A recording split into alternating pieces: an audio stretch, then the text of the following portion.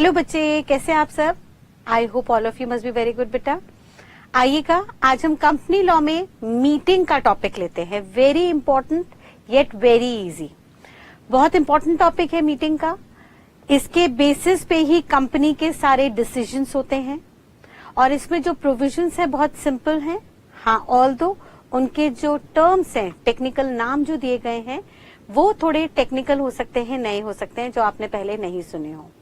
तो आइए एक एक करके हम बेसिक प्रोविजन देखते हैं मीटिंग को लेके। तो आइए बेटा, सबसे पहले हम देखते हैं कि एक कंपनी में किस किस तरीके की मीटिंग होती है। सर, हमने कंपनी का मीनिंग देख लिया था, सेपरेट लीगल एंटिटी जिसके अंदर पैसा जो है शेयर होल्डर्स ने इन्वेस्ट किया था और उसकी मैनेजमेंट बोर्ड ऑफ डायरेक्टर्स देख रहे थे। तो सर यहाँ पे शेयर होल्डर्स की अलग से मीटिंग होती है और बोर्ड ऑफ डायरेक्टर्स की मीटिंग अलग से होती है। बोर्ड ऑफ डायरेक्टर्स की मीटिंग को हम बोर्ड मीटिंग कहते हैं। बोर्ड मीटिंग होती है जहां पे सारे बोर्ड ऑफ डायरेक्टर्स बुलाए जाते हैं।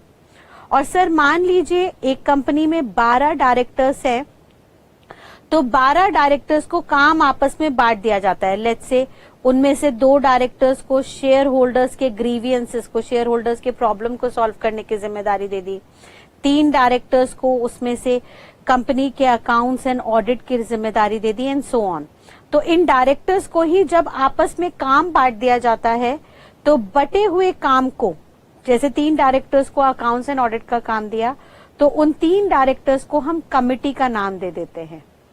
अगर कमिटी को अकाउंट्स एंड ऑडिट का काम दिया गया है तो उसे ऑडिट कमेटी कहते हैं।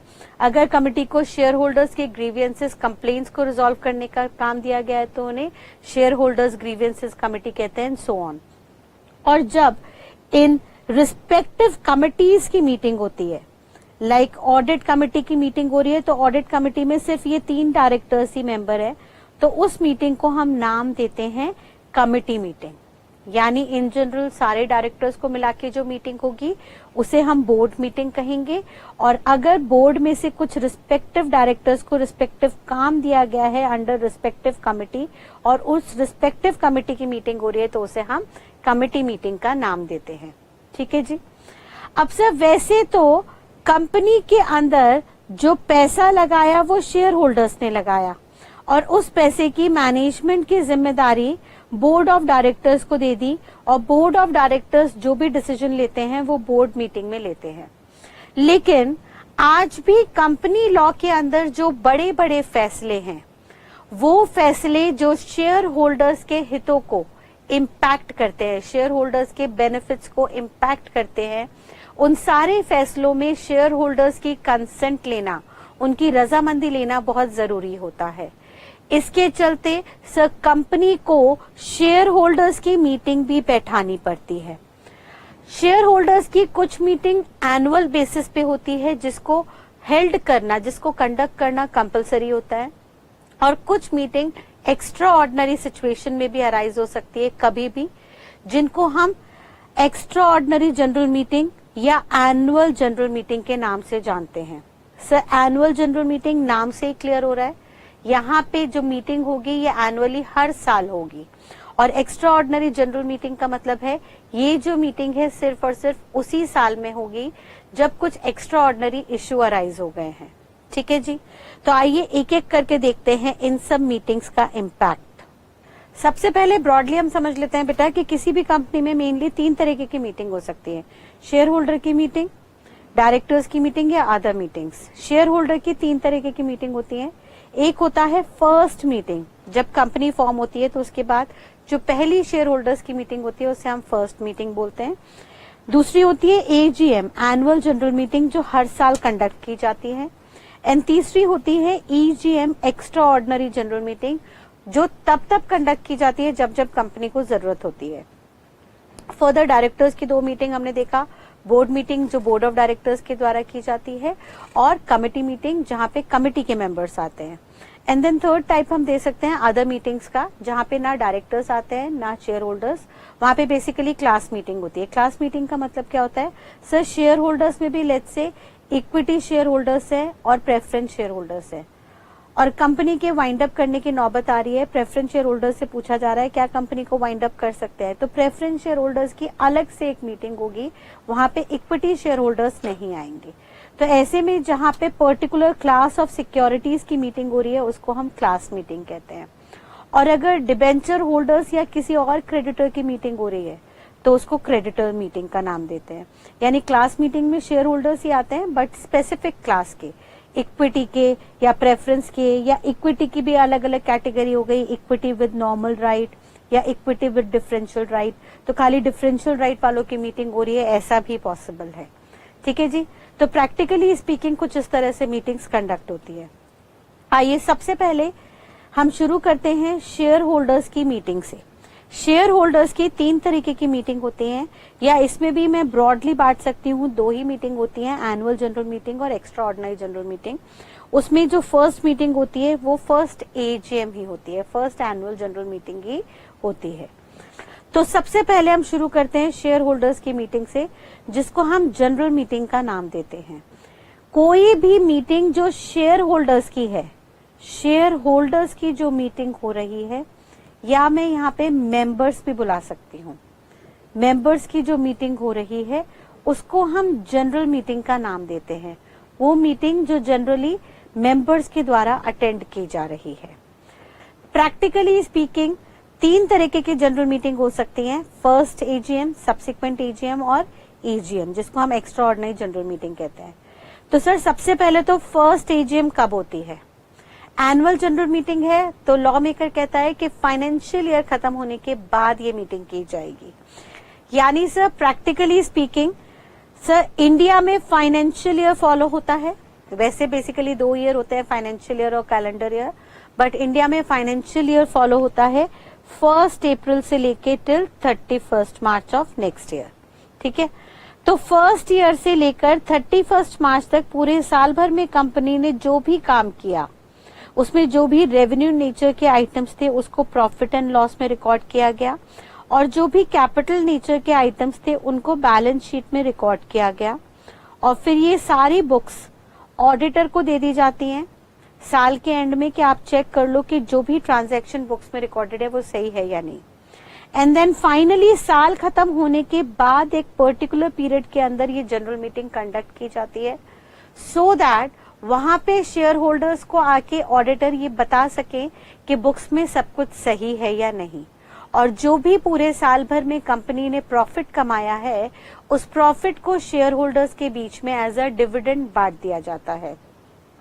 अब सर कंपनी बनी इसी साल, मान लीजिए कंपनी बनी साल के बीच में 8 मई 2021 में, लेट्स से 8 मई 2021 को कंपनी फॉर्म हुई, इनकॉर्पोरेशन में आई,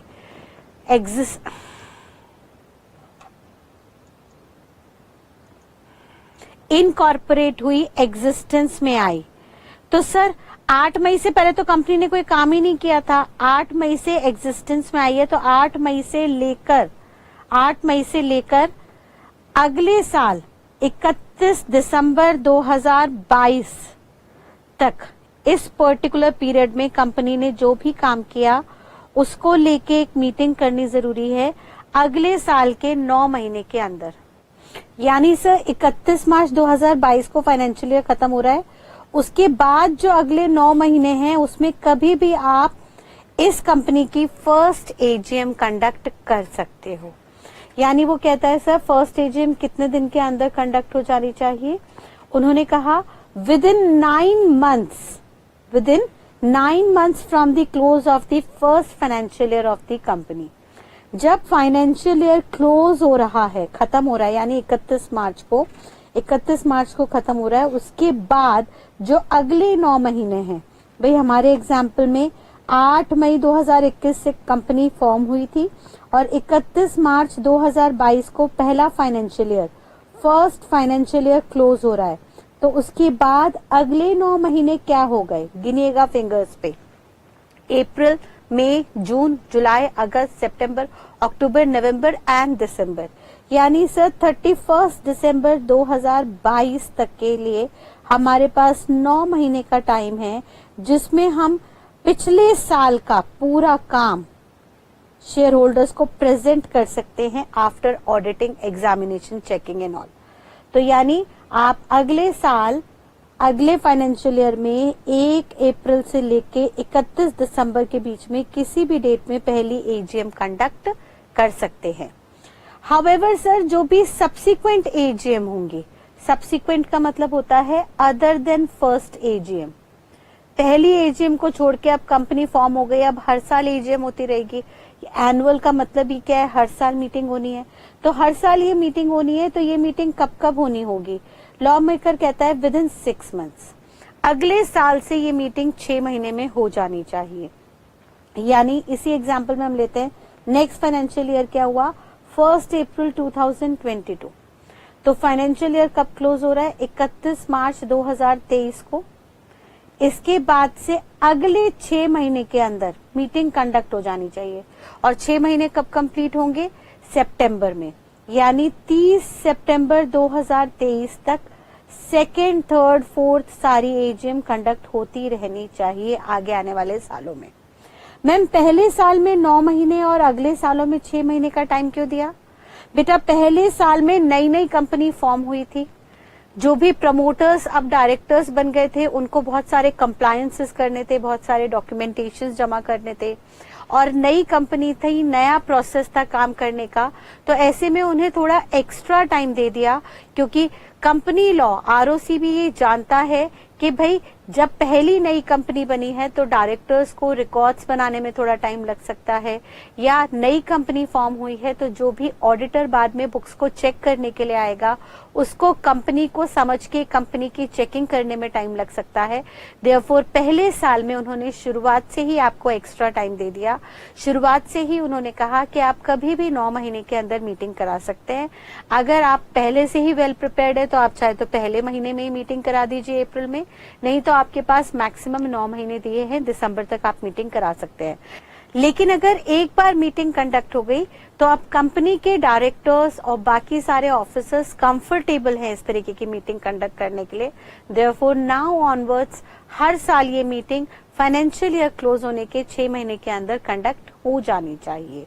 हाउएवर कभी कभी कुछ ऐसे स्पेशल केसेस हो सकते हैं जहां पे कंपनी को थोड़ा सा एक्स्ट्रा टाइम चाहिए हो इस मीटिंग को कंडक्ट कराने के लिए।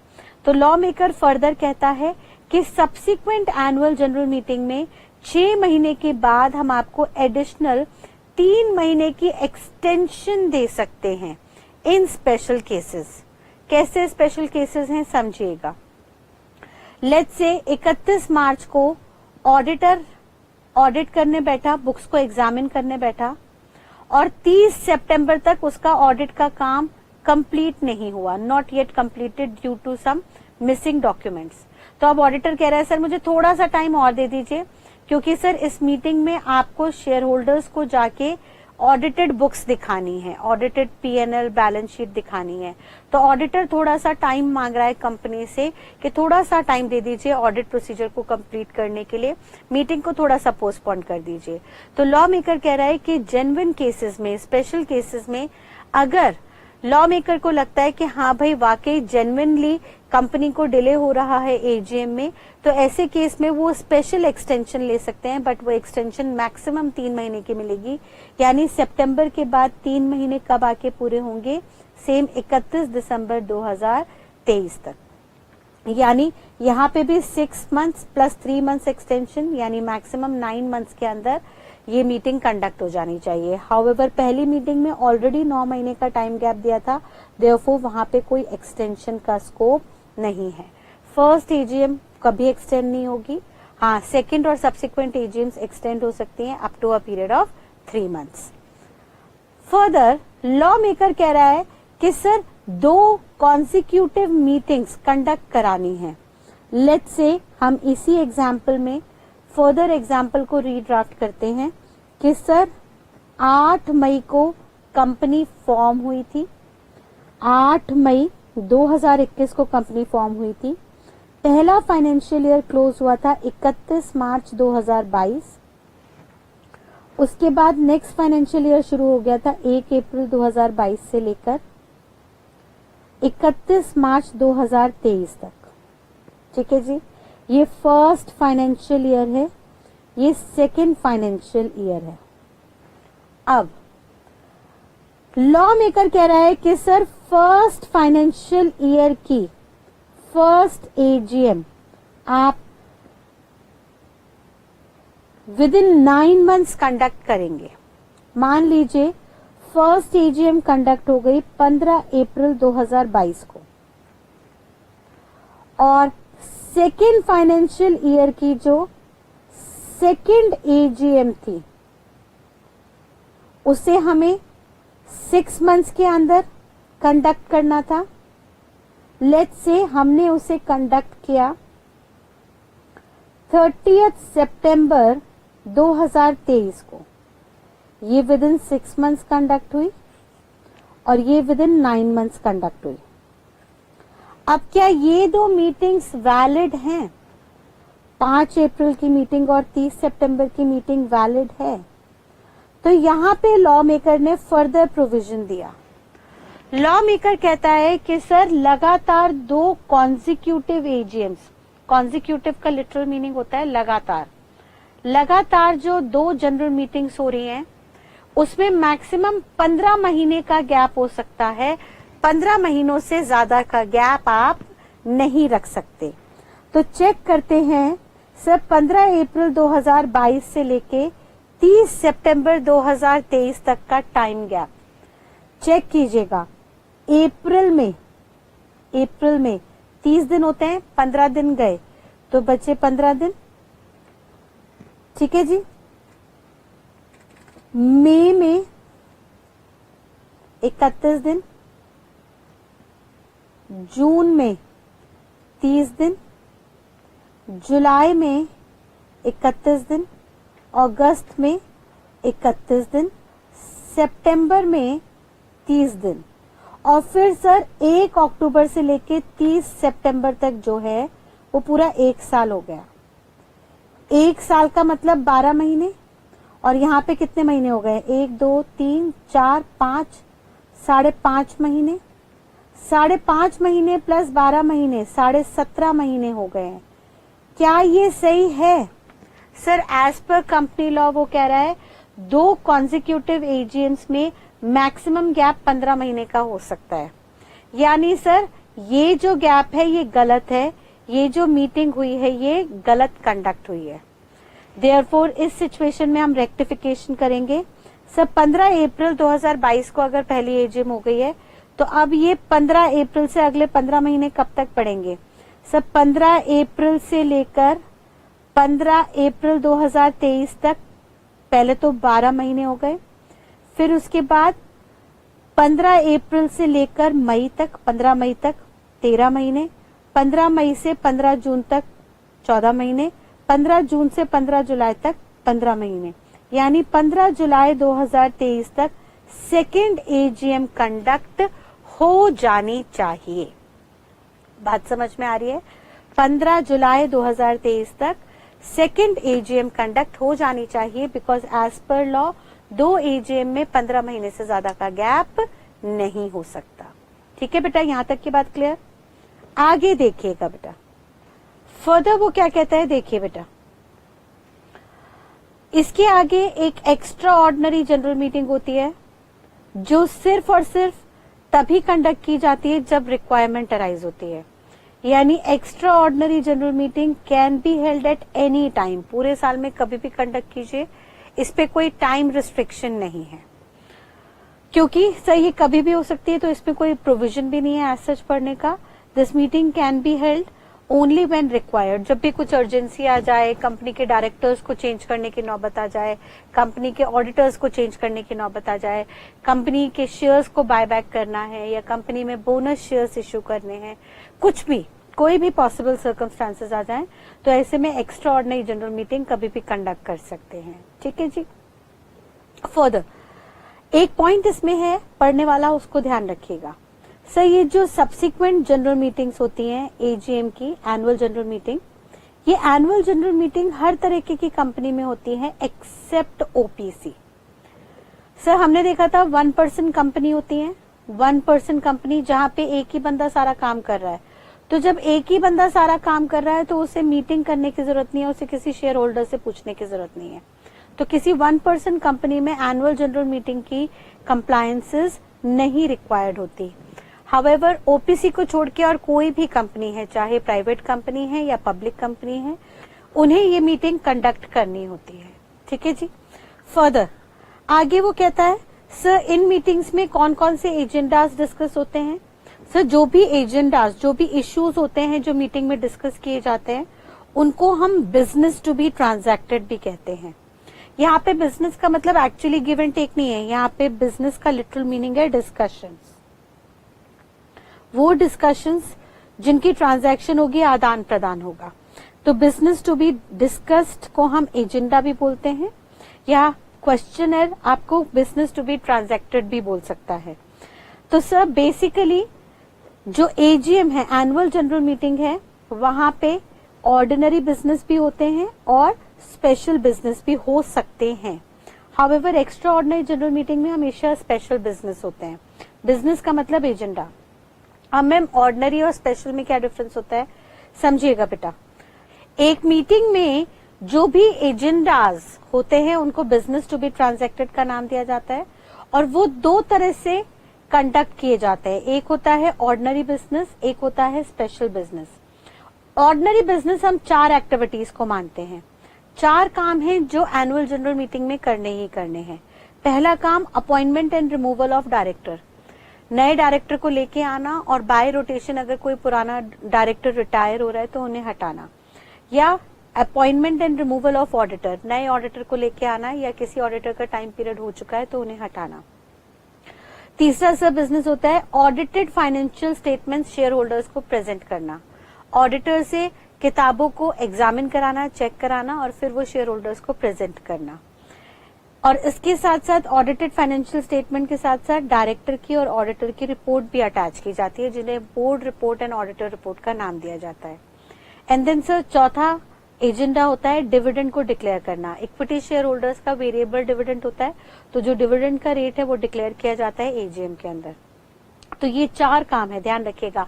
Appointment and removal of director, appointment and removal of auditor, presentation of audited financial statement and declaration of dividend. ये 4 काम ऑर्डिनरी हैं, इसको करना ही करना है, यानी ये 4 काम कंपल्सरी टू बी, कंपल्सरी है, compulsory to be conducted in AGM. एक एनुअल जनरल मीटिंग में ये 4 काम होने ही होने हैं, जिन्हें हम ऑर्डिनरी बिजनेस का नाम देते हैं। और इन 4 के अलावा कोई भी और इश्यू है, कोई भी और एजेंडा है जो डिस्कस होना है मीटिंग में, उसको स्पेशल बिजनेस का नाम दिया जाता है। Like sir bonus shares issue होने हैं या नहीं, राइट शेयर्स इश्यू होने हैं या नहीं, इंटरनल रिकंस्ट्रक्शन होनी है या नहीं, अमालगेमेशन होनी है या नहीं, डीमर्जर होना है या नहीं, एटसेट्रा एटसेट्रा एटसेट्रा। यानी बेसिकली 4 एजेंडा हैं, 4 पर्पस है जिसके लिए एनुअल जनरल मीटिंग होती है। उन चारों को हम ऑर्डिनरी बिजनेस का नाम देते हैं। Appointment and removal of director first, appointment and removal of auditor, then presentation of audited financial statement, and fourth declaration of dividend. तो ये 4 डिस्कस होने ही होने हैं, इनको हम ऑर्डिनरी बिजनेस का नाम देते हैं। और इन 4 के अलावा कोई भी और मैटर, कोई भी और इश्यू जो मीटिंग में डिस्कस होना है, उसे स्पेशल बिजनेस का नाम दिया जाता है। तो यही बात हमने ऊपर देखी कि सर जब भी एक्स्ट्रा ऑर्डिनरी जनरल मीटिंग की बात आएगी, जब भी एक्स्ट्रा ऑर्डिनरी जनरल मीटिंग की बात आएगी, तो वहां पे हमेशा स्पेशल बिजनेस से डिस्कस होंगे। हाउएवर जब भी एनुअल जनरल मीटिंग की बात आएगी, तो एनुअल जनरल मीटिंग में से वो 4 ऑर्डिनरी बिजनेस तो डिस्कस होने ही होने हैं, वो तो कंपलसरी हैं। डायरेक्टर ऑडिटर की appointment removal, audited financial statement की presentation and declaration of dividend. हाँ, उन 4 के साथ साथ कोई और स्पेशल बिजनेस भी डिस्कस हो सकता है, इफ एनी। सर मान लीजिए जनरल मीटिंग की डेट से पहले ही कंपनी डिसाइड कर रही है बोनस शेयर्स इश्यू करना या किसी कंपनी को अमालगेमेट करना, तो वो मैटर भी एनुअल जनरल मीटिंग में डिस्कस हो सकते हैं। ठीक है जी। फर्दर अब सर ये जो जनरल मीटिंग होने जा रही है, उस जनरल मीटिंग का क्या प्रोसेस होता है, इस प्रोसेस को अब हम डिटेल में समझेंगे। बहुत ध्यान से समझिएगा, अब हम बहुत इंपॉर्टेंट सेगमेंट करने जा रहे हैं। इसको अगेन हमने एक समरी चार्ट में तब्दील किया है, इस समरी चार्ट को दिमाग में बैठाइएगा। सर सबसे पहले तो ध्यान रखिए कि कोई भी जनरल मीटिंग कंडक्ट करनी है तो जनरल मीटिंग कंडक्ट करने के लिए डायरेक्टर्स डिसीजन मेकिंग करते हैं। यानी सबसे पहले एनुअल जनरल मीटिंग कब कंडक्ट होनी है या एक्स्ट्राऑर्डिनरी जनरल मीटिंग कब कंडक्ट होनी है, किस जगह कंडक्ट होनी है, क्या टाइमिंग होगा, कैसे नोटिस बनाया जाएगा, नोटिस कब कब कैसे कैसे कहाँ कहाँ भेजा जाएगा, ये सारी डिस्कशन सबसे पहले कंपनी की मैनेजमेंट यानी बोर्ड ऑफ डायरेक्टर्स डिसाइड करते हैं। और बोर्ड ऑफ डायरेक्टर्स इस जनरल मीटिंग को कंडक्ट करने के लिए सबसे पहले अपनी बोर्ड मीटिंग करते हैं और बोर्ड मीटिंग में वो main agendas, time, venue, date ये सब डिसाइड करते हैं by passing a board resolution. Resolution का मतलब होता है बेटा कोई भी डिसीजन जो मीटिंग में पास हो रहा है, और अगर बोर्ड ऑफ डायरेक्टर्स अपनी बोर्ड मीटिंग में डिसीजन पास कर रहे हैं तो उस डिसीजन को हम बोर्ड रेजोल्यूशन का नाम देते हैं। यानी सबसे पहले जनरल मीटिंग कंडक्ट करने के लिए decision of holding meeting is to be passed by board of directors through board resolution. Board of directors अपनी बोर्ड मीटिंग में बोर्ड रेजोल्यूशन पास करते हैं और जब डायरेक्टर्स डिसाइड कर लेते हैं कि कंपनी की जनरल मीटिंग कब कहाँ कैसे होगी, उसके बाद वो कंपनी के सीएस को, कंपनी के कंपनी सेक्रेटरी को नोटिस ड्राफ्ट करने के लिए डायरेक्शंस देते हैं। यानी सबसे पहले मीटिंग कंडक्ट करने के लिए डायरेक्टर्स नोटिस ड्राफ्ट करते हैं जो कंपनी के हर मेंबर्स तक पहुंचाया जाता है। इस नोटिस के अंदर सबसे पहले तो डेट, टाइम, वेन्यू बताया जाता है कि ये मीटिंग कब कंडक्ट होगी, कहाँ कंडक्ट होगी, इसका वेन्यू क्या होगा, और साथ साथ स्टेटमेंट अटैच की जाती है for business to be transacted. यानी इस मीटिंग में एजेंडास क्या क्या होंगे ये भी नोटिस के अंदर लिख के दिया जाता है। यानी इस नोटिस में 4 मेजर इश्यूज आते हैं: date, time, venue and agendas to be discussed in the meeting. Further law maker कहता है कि ये नोटिस जो है वो सेंड करना होता है to all members of the company.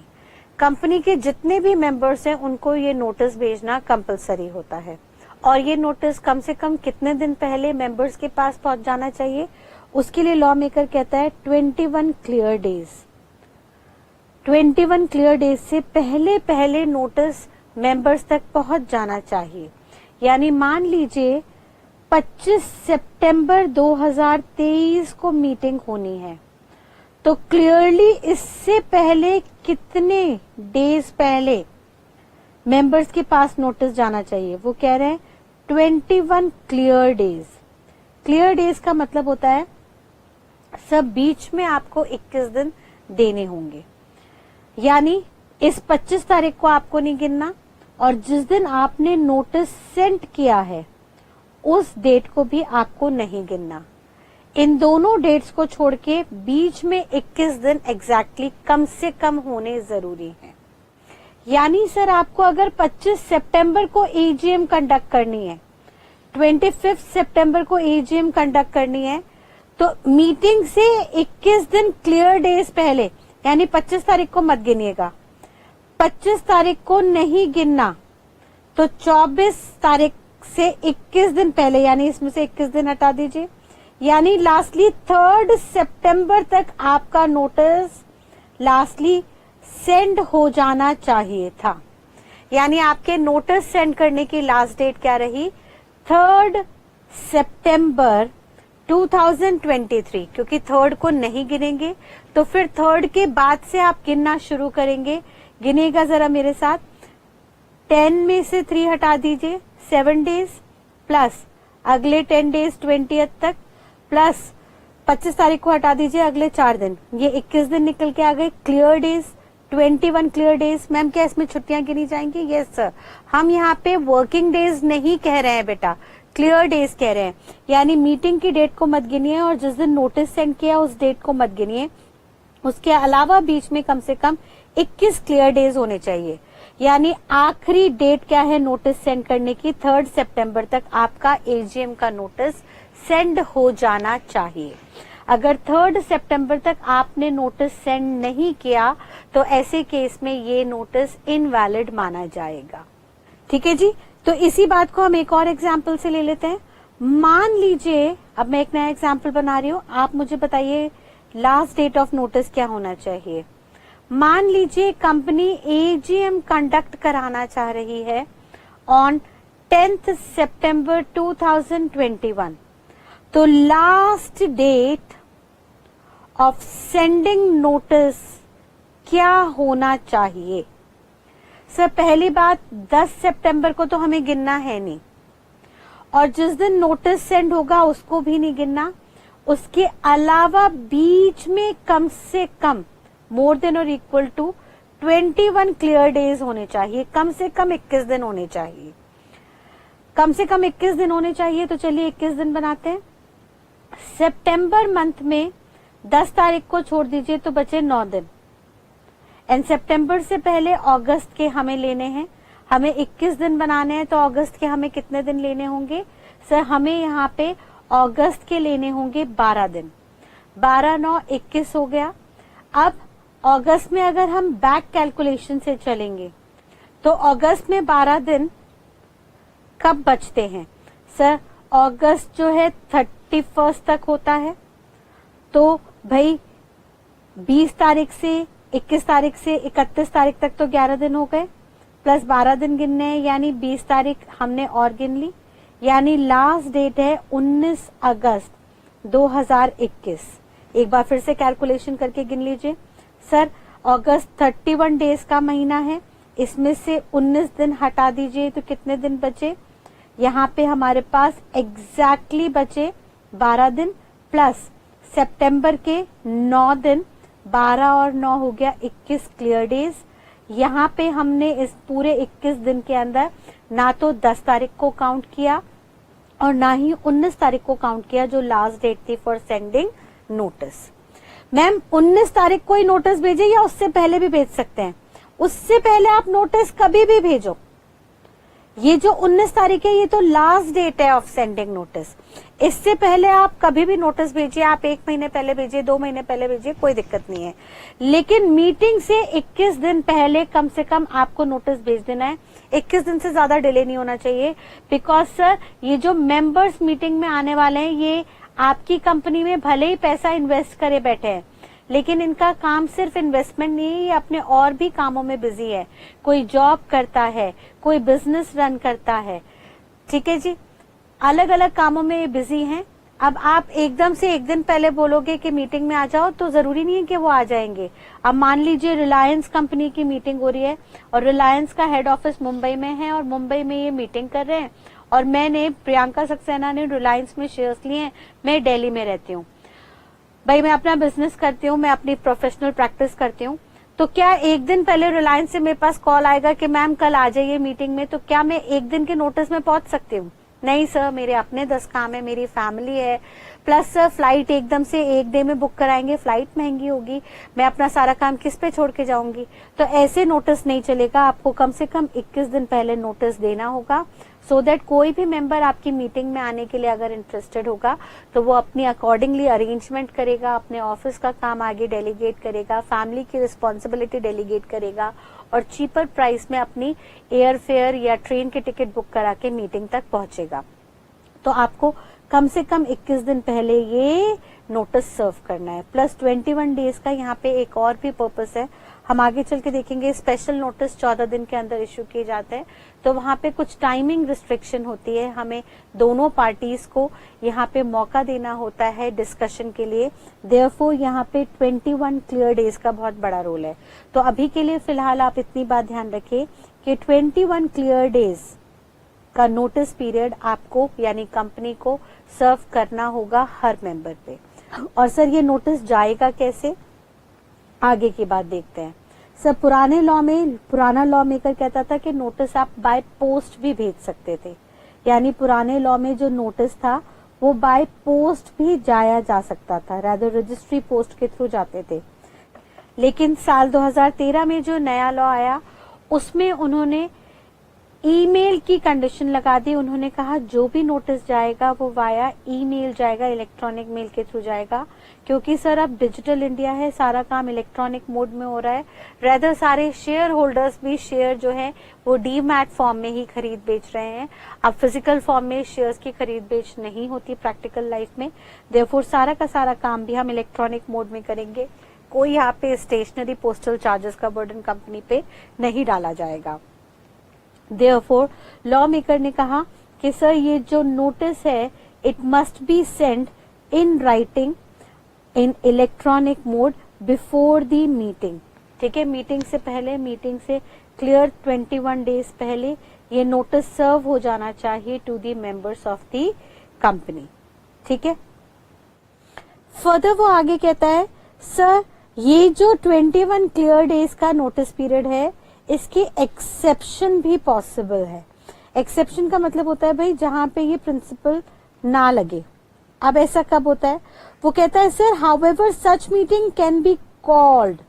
ये जो जनरल मीटिंग है, इस जनरल मीटिंग को आप कॉल कर सकते हो on a shorter notice also. यानी इस जनरल मीटिंग को आप कॉल कर सकते हो। शॉर्टर नोटिस का मतलब क्या है, आप लेस देन 21 डेज का, 21 डेज से कम का नोटिस भी, लेस देन 21 क्लियर डेज का नोटिस भी इशू कर सकते हो। लेकिन sir less than 21 days shorter notice आप तभी इशू करोगे जब कम से कम 95% या उससे ज्यादा शेयर होल्डर्स आपको एग्री कर जाए। भाई शेयर होल्डर्स को आपको नोटिस भेजना है, शेयर होल्डर्स को मीटिंग में आना है। शेयर होल्डर्स में अगर 95% या उससे ज्यादा शेयर होल्डर्स एग्री कर जाते हैं कि नहीं भैया ठीक है, हमें 3 दिन पहले, 4 दिन पहले, 5 दिन पहले नोटिस भेज दो, हम पहुंच जाएंगे मीटिंग में, कम से कम 95% or more share holders agree to this, then you can send even a shorter notice less than 21 days. ठीक है जी, यानी जनरल प्रिंसिपल ये कहता है कि कम से कम 21 क्लियर डेज पहले आपको ये नोटिस भेजना है। बट इसकी एक्सेप्शन हो गई कि अगर 95% or more share holders having voting right gets agreed to shorter notice, then company can issue shorter notice also, which can be issued in a period of less than 21 days before the date of general meeting. Clear है बेटा? Further, तो भाई हमने देखा कि notice basically contain करता है date, day, time, hour, venue, place and statement of the business to be transacted, जिसको हम एजेंडा भी कहते हैं। और एजेंडा 2 तरह से हो जाता है, सर ऑर्डिनरी बिजनेस या स्पेशल बिजनेस। वो लॉ मेकर कहता है कि सर स्पेशल बिजनेस में भी ध्यान रखिएगा अगर कोई रिलेटेड पार्टी ट्रांजैक्शन है। रिलेटेड पार्टी ट्रांजैक्शन का मतलब क्या है, भाई एक डायरेक्टर अपने शेयर्स अपनी वाइफ को बेच रहा है, मुकेश अंबानी जी अपने शेयर होल्डर्स नीता अंबानी जी को बेच रहे हैं या अपनी daughter in law shloka Ambani को दे रहे हैं, तो सर ऐसी कोई भी रिलेटेड पार्टी ट्रांजैक्शन हो रही है उसके बारे में शेयर होल्डर्स को नोटिस में जरूर बताना, सो दैट शेयर होल्डर्स इस मीटिंग की महत्व को समझ सके, वैल्यू को समझ सके और डिसाइड कर सके कि इस मीटिंग में उन्हें आना चाहिए या नहीं। अगर उन्हें एजेंडा को पढ़ के, मेंबर्स को एजेंडा को पढ़ के लगता है, मेंबर्स के पास नोटिस पहुंचा और नोटिस में लिखे एजेंडा को पढ़ के मेंबर्स को लगता है नहीं नहीं भाई बहुत मेजर इंपॉर्टेंट डिस्कशन मीटिंग में होने वाली है, तो वो अपने सारे काम छोड़ के मीटिंग में जाएगा और उस इंपॉर्टेंट डिस्कशन के अंदर पार्टिसिपेट करेगा। हाउएवर अगर मेंबर को लगता है कि कोई बहुत रेलेवेंट इश्यूज, बहुत रेलेवेंट एजेंडाज नहीं डिस्कस होने वाले हैं, तो they can skip this meeting according to their convenience. Clear है? ठीक है जी, तो अभी तक हमने क्या देखा भाई, सबसे पहले एक जनरल मीटिंग को कंडक्ट करने के लिए डायरेक्टर्स को एक बोर्ड रेजोल्यूशन पास करना पड़ता है और रेजोल्यूशन पास करके कंपनी के कंपनी सेक्रेटरी के पास अथॉरिटी आ जाती है कि वो एक नोटिस ड्राफ्ट करे, जिस नोटिस के अंदर सारी डिटेल्स लिखी होंगी कि ये जो जनरल मीटिंग कंडक्ट होने वाली है according to the discussion made by directors in their board resolution, भाई कौन सी डेट को मीटिंग होगी, क्या टाइमिंग होगा, क्या वेन्यू होगा, ये सब बोर्ड ऑफ डायरेक्टर्स ने बोर्ड रेजोल्यूशन में डिसाइड किया है। वो सारी इंफॉर्मेशन कंपनी के सीएस को नोटिस में छाप के फर्दर सेंड करनी होगी to the members.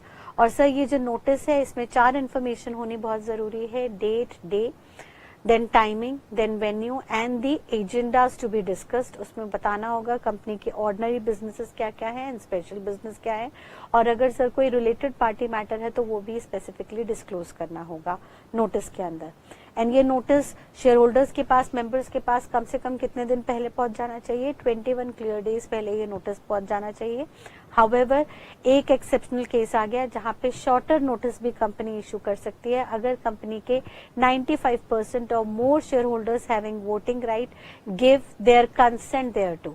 95% or more share holders अगर एग्री कर जाते हैं कि हाँ भाई हमें कम पीरियड में भी नोटिस दे दीजिए, तो ऐसे केस में शॉर्टर नोटिस भी परमिट है।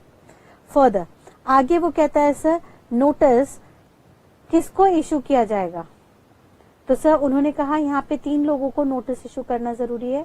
सर सबसे पहले तो हर डायरेक्टर के पास नोटिस जाएगा, कंपनी के जो भी डायरेक्टर्स हैं उनके पास नोटिस जाएगा। दूसरा कंपनी के ऑडिटर के पास, जनरली एक ऑडिटर होता है बट बड़ी कंपनीज के केस में जॉइंट ऑडिटर्स हो जाते हैं, तो अगर कंपनी में एक से ज्यादा स्टैट्यूटरी ऑडिटर है तो हर ऑडिटर के पास नोटिस जाएगा मीटिंग का, क्योंकि sir in director and auditor का मीटिंग में होना बहुत जरूरी है। हमने देखा था ऑर्डिनरी बिजनेस के अंदर कि सर डायरेक्टर का अपॉइंटमेंट रिमूवल एंड ऑडिटर का अपॉइंटमेंट रिमूवल होता है, तो इन दोनों का मस्ट है मीटिंग में होना, देयरफॉर इनको नोटिस जाना जरूरी है। And every member of the company, company के हर मेंबर के पास नोटिस जाएगा। और मेंबर अगर डिसीज्ड है, मेंबर नहीं रहा, उनकी डेथ हो गई, तो उनके जो भी लीगल रिप्रेजेंटेटिव हैं, उनकी वाइफ, उनके स्पाउस, उनके बच्चे, वो उनको नोटिस जाना जरूरी है।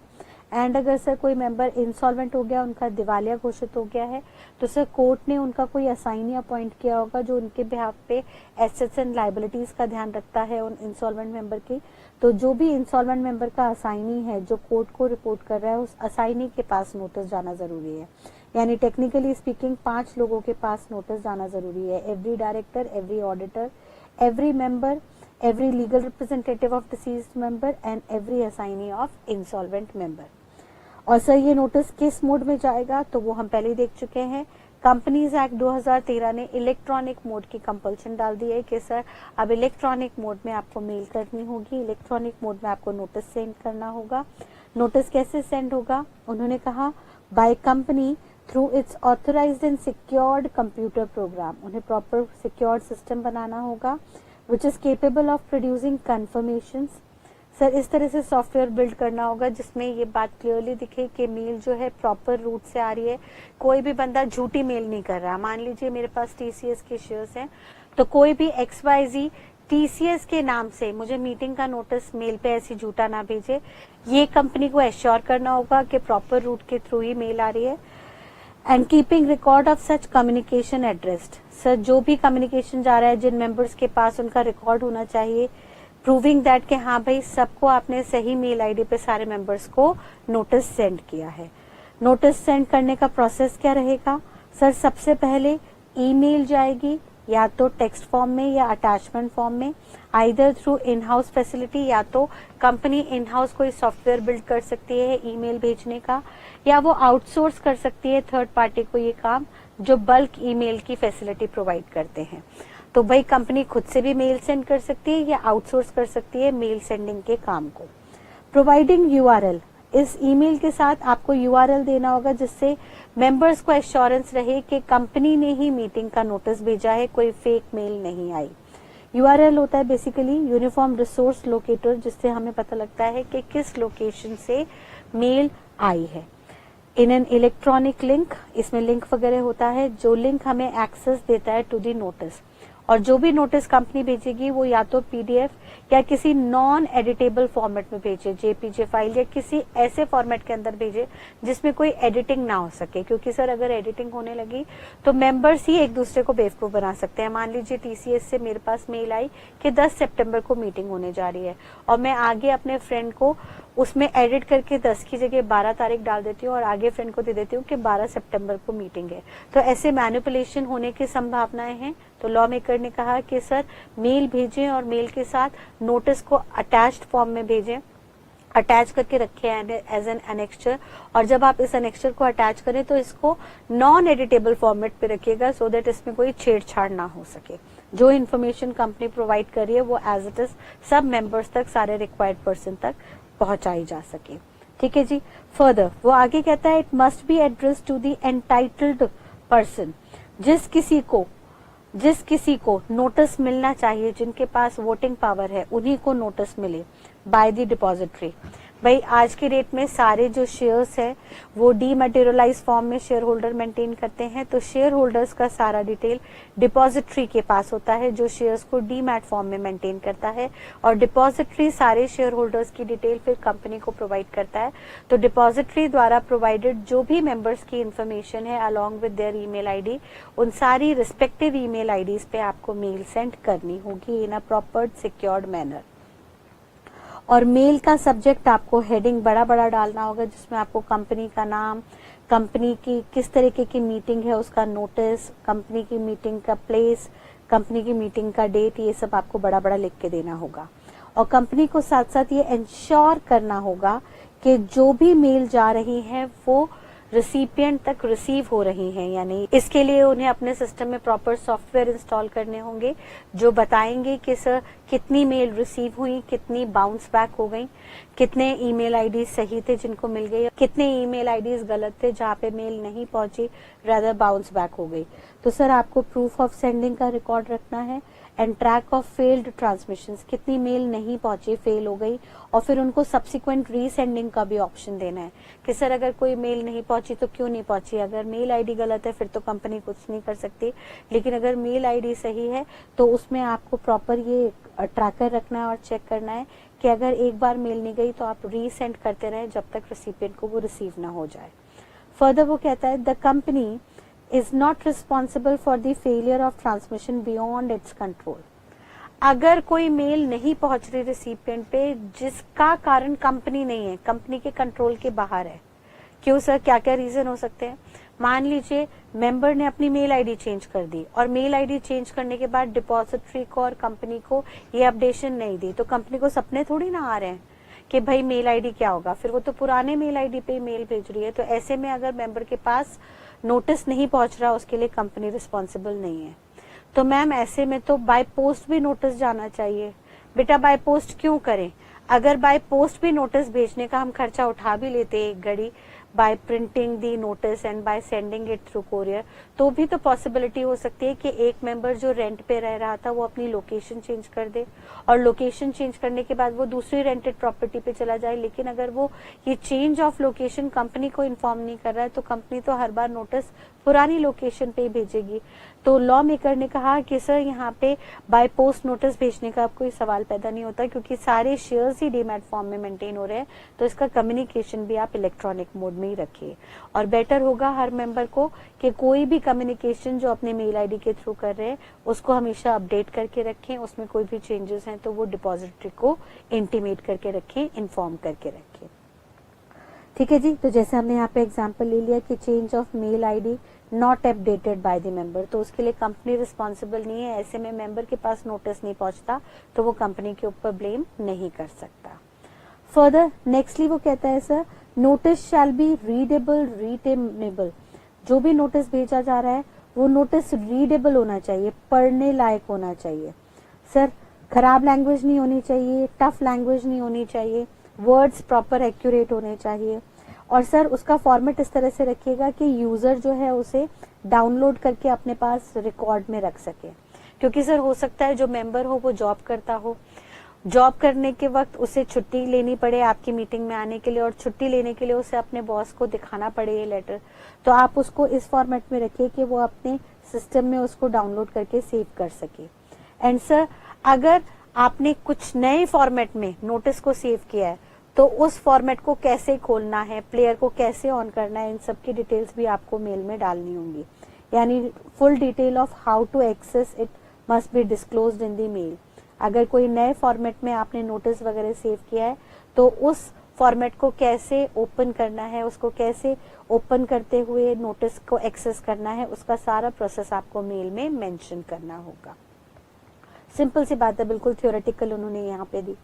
फर्दर उन्होंने कहा सर ये जो भी नोटिस जा रहा है ये नोटिस आपको साथ साथ कंपनी की वेबसाइट पे भी डिस्प्ले करना होगा, क्योंकि सर जरूरी नहीं है हर कोई मेल खोल रहा हो, तो मेल पे तो भेजो ही भेजो, साथ साथ कंपनी की वेबसाइट पे भी डिस्प्ले कर दो। प्लस अगर गवर्नमेंट टाइम टू टाइम कोई और वेबसाइट भी नोटिफाई कर रही है तो उस पे भी आपको नोटिस डिस्प्ले करना होगा। गवर्नमेंट ने कहा कि सर आरओसी की वेबसाइट पे नोटिस डिस्प्ले करना है तो आपको उस वेबसाइट पे भी ये नोटिस डिस्प्ले करना होगा रजिस्ट्रार ऑफ कंपनीज की वेबसाइट पे। तो टेक्निकली स्पीकिंग उन्होंने क्या कहा, उन्होंने कहा सर कि जो भी जनरल मीटिंग आपको कंडक्ट करनी है उसके लिए सबसे पहले तो बोर्ड रेजोल्यूशन पास कराइए, फिर नोटिस ड्राफ्ट कीजिए, नोटिस के अंदर date, time, venue and agenda को मेंशन कीजिए और ये नोटिस 21 क्लियर डेज के अंदर सेंड कर दीजिए in writing through electronic mode. However shorter notice भी हो सकता है अगर 95% or more members having voting right gets agreed to it. Further उन्होंने कहा ये नोटिस किस किस को जाएगा, लॉ मेकर ने कहा हर डायरेक्टर को, हर ऑडिटर को एंड हर मेंबर को जाएगा, और मेंबर अगर डिसीज्ड है तो उनके लीगल रिप्रेजेंटेटिव को, और मेंबर अगर इंसॉल्वेंट है तो उनके असाइनी को नोटिस भेजा जाएगा। किस फॉर्मेट में, इलेक्ट्रॉनिक मोड में जाएगा, ईमेल के द्वारा। सर ध्यान रखिएगा उसको ईमेल जो भेज रहे हैं वो आप इन हाउस भी भेज सकते हैं या आप आउटसोर्स भी कर सकते हैं इस काम को, लेकिन आपको मेल में यूआरएल देना होगा इन ऑर्डर टू इंश्योर कि प्रॉपर चैनल के थ्रू मेल जा रही है। और कोशिश कीजिएगा कि जो भी नोटिस है उसको आप पीडीएफ नॉन एडिटेबल फॉर्म के अंदर, फॉर्मेट के अंदर सेंड करें to the person entitled by depository. Depository ने जिस मेंबर की इन्फॉर्मेशन दी है उसको आप मेल कीजिएगा। मेल के सब्जेक्ट के अंदर आपको प्रॉपर कंपनी का नाम और नोटिस की टाइप, प्लेस, डेट वगैरह मेंशन करनी है, और आपको इंश्योर करना है कि ये नोटिस सेंड हो रहा हो सबके द्वारा, और ना हो रहा हो अगर कोई नोटिस फेल होके आ रहा है तो उसको रीसेंड करने की कोशिश कीजिएगा। लेकिन अगर कोई नोटिस लैक ऑफ इंफॉर्मेशन के चलते नहीं पहुंच रहा, जहां पे कंपनी का कंट्रोल नहीं है, मेंबर की गलती है, उन्होंने कुछ नई इन्फॉर्मेशन अपडेट नहीं की, तो उसके लिए कंपनी लायबल नहीं होगी। एंड देन फर्दर वो कहता है कि सर नोटिस को रीडेबल मैनर में रखिएगा, इस फॉर्मेट में रखिएगा कि यूजर उसे रिटेन कर सके अपने फ्यूचर रिकॉर्ड्स के लिए। एंड उसके अंदर अगर उस नोटिस को रिट्रीव करने के लिए, उस लिंक को खोलने के लिए कोई प्रॉपर प्रोसेस फॉलो होता है तो वो प्रोसेस भी मेल के अंदर आप मेंशन करके देंगे, यानी पूरा मेल आपका यूजर फ्रेंडली होना चाहिए। और मेल पे नोटिस भेजने के साथ साथ आपको कंपनी की वेबसाइट पे भी इस नोटिस को अपलोड करना होगा। एंड पैरेलली अगर गवर्नमेंट किसी वेबसाइट को नोटिफाई कर रही है, लाइक आरओसी की वेबसाइट पे वो कह रही है कि आप नोटिस को अटैच कीजिए, तो वहां पे भी आपको इसे डिस्प्ले करना पड़ेगा। ठीक है जी। तो सबसे पहले तो नोटिस होगा, नोटिस के साथ साथ आपको नोटिस के अंदर एजेंडा बताना होगा। एजेंडा बेसिकली हमारे दो तरीके के हो जाते हैं, हमने देख लिया था, ordinary business and special business. Agenda को हम बिजनेस टू बी ट्रांजैक्टेड कहते हैं। 4 काम होते हैं जनरल मीटिंग के अंदर, एनुअल जनरल मीटिंग के अंदर, जो ऑर्डिनरी बिजनेस माने जाते हैं। पहला होता है डायरेक्टर्स का अपॉइंटमेंट, दूसरा ऑडिटर का अपॉइंटमेंट, तीसरा ऑडिटेड फाइनेंशियल स्टेटमेंट की प्रेजेंटेशन एंड चौथा डिविडेंड का डिक्लेरेशन। इन 4 काम को छोड़ के और कोई भी डिस्कशन अगर आपको मीटिंग में करनी है, जनरल मीटिंग में, तो वो स्पेशल बिजनेस का हिस्सा मानी जाती है। जो 4 ऑर्डिनरी बिजनेस है वो कंपल्सरीली एनुअल जनरल मीटिंग में डिस्कस किए जाते हैं। इन 4 के अलावा और कोई भी मैटर, दूसरा मैटर आप डिस्कस कर रहे हैं किसी से भी related, bonus shares, right shares, amalgamation etcetera etcetera, किसी भी मैटर पर डिस्कशन कर रहे हैं, वो स्पेशल बिजनेस का हिस्सा होता है और वो एनुअल जनरल मीटिंग में डिस्कस हो भी सकता है और नहीं भी हो सकता, यानी उसकी कंपल्शन की कोई रिक्वायरमेंट नहीं होती। हाउएवर फर्दर लॉ मेकर कह रहा है कि सर स्पेशल बिजनेस में अगर कोई रिलेटेड पार्टी मैटर है या कोई ऐसा मैटर है जो कंपनी या कंपनी के टॉप ऑफिशियल से रिलेटेड है, तो सर उसके भी डिक्लेरेशन आपको नोटिस के अंदर देनी होगी। यहाँ पे हमने देखा था कि जब भी आप नोटिस में एजेंडा लिखेंगे तो सर नोटिस में एजेंडा अगर रिलेटेड पार्टी से है, रिलेटेड पार्टी मैटर से रिलेटेड कोई एजेंडा है, तो उसको आपको स्पेशल डिस्क्लोजर देना होगा, उसको बड़ा बड़ा करके आपको नोटिस में लिख के देना होगा, सो दैट मेंबर्स डिसाइड कर सकें कि उन्हें इस मीटिंग में आना है या नहीं। तो अब कैसे पता लगेगा कि कोई मैटर स्पेशल है या नहीं, उसको हाईलाइट करना है या नहीं? तो उसके लिए कंपनी लॉ कहता है कि अगर कोई भी आइटम, कोई भी डिस्कशन रिलेटेड है या इफेक्ट करती है किसी कंपनी को या उसके प्रमोटर को, उसके डायरेक्टर को या की मैनेजरियल पर्सन को। की मैनेजरियल पर्सन होते हैं जो टॉप मोस्ट ऑफिशियल होते हैं। अगर हम टाटा कंपनी की बात करें तो रतन टाटा जी, या हम इन्फोसिस की बात करें तो मिस्टर नारायण मूर्ति जी, या रिलायंस की बात करें तो मिस्टर मुकेश अंबानी जी, ये की मैनेजरियल पर्सन है, इनके बिना सब मेजर डिसीजन मेकिंग नहीं हो सकती। तो सर उनसे रिलेटेड या मैनेजर से रिलेटेड कोई भी ऐसी ट्रांजैक्शन है जो उस कंपनी के पेड अप शेयर कैपिटल के 2% या उससे ज्यादा कनेक्टेड है, यानी सर कोई प्रमोटर 2% या उससे ज्यादा के शेयर कैपिटल ले रहा है, या डायरेक्टर या की मैनेजरियल पर्सन या मैनेजर या कोई और कंपनी, तो सर ये मैटर हम रिलेटेड पार्टी मैटर मानेंगे। ये मैटर जो है वो रिलेटेड पार्टी मैटर माने जाएंगे और इनका आपको प्रॉपर डिस्क्लोजर देना होगा in the statement annex to the notice. Annex मतलब होता है अटैच।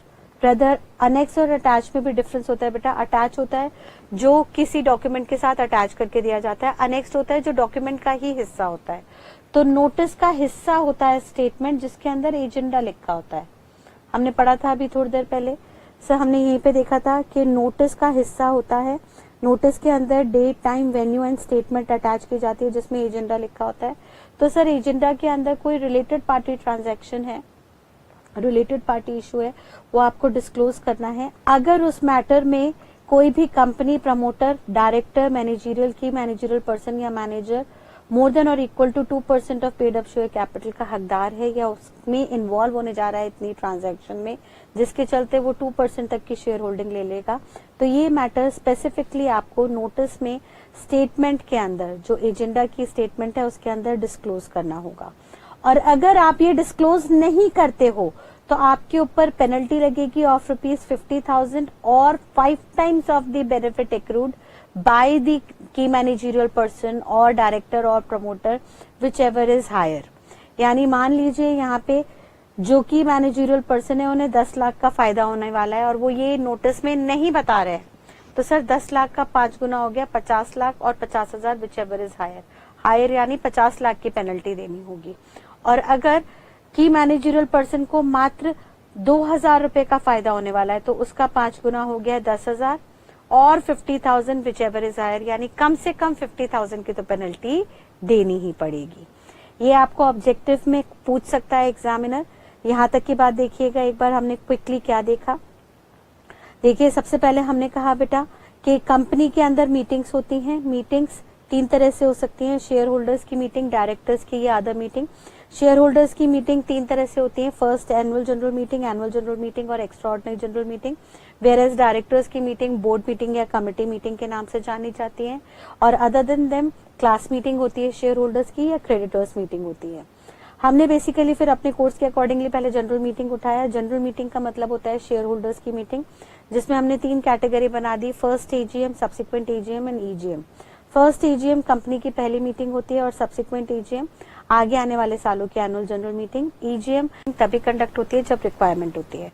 देयरफॉर ईजीएम की कोई फिक्स टाइम डेट नहीं है, वेयर एज फर्स्ट एजीएम पहला फाइनेंशियल ईयर निकलने के 9 मंथ्स के अंदर अंदर होनी चाहिए, इसमें कोई एक्सटेंशन नहीं है। हाउएवर फर्स्ट एजीएम को छोड़ के बाकी सारी एजीएम फाइनेंशियल ईयर कंक्लूड होने के 6 महीने के अंदर कंडक्ट होनी चाहिए, वेयर एज 6 महीने के बाद उन्हें 3 महीने का एक्सटेंशन मिल सकता है in special cases. However after extension also 9 महीने से ज्यादा का टाइम पीरियड नहीं हो सकता।